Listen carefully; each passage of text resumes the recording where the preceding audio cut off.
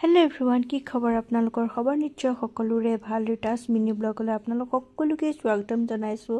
আৰু আমাৰ নগাঁও নেহৰবালিত হৈ থকা ভোগালী মেলা কোনে কোনে চাবলৈ আহিছে বাৰু?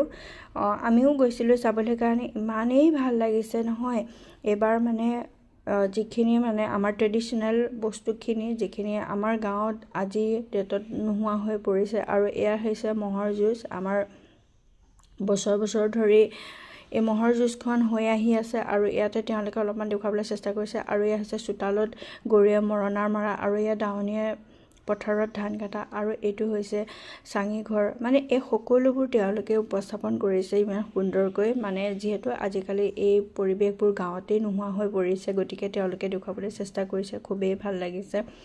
আৰু এইটো হৈছে খেৰীঘৰ। আগৰ দিনত ঘৰবোৰ এনেধৰণেৰে আছিলে। আৰু এইটো হৈছে কুঁৱা আৰু এইটো হৈছে এটা সৰু ঘৰ। তাতে এগৰাকী মহিলাই মানে জুই ধৰি আছে, হাত খেকি আছে আৰু এয়া পুখুৰীত মাছ ধৰি আছে। একদম সকলোখিনি ইমান সুন্দৰকৈ তেওঁলোকে দেখুৱাবলৈ চেষ্টা কৰিছে।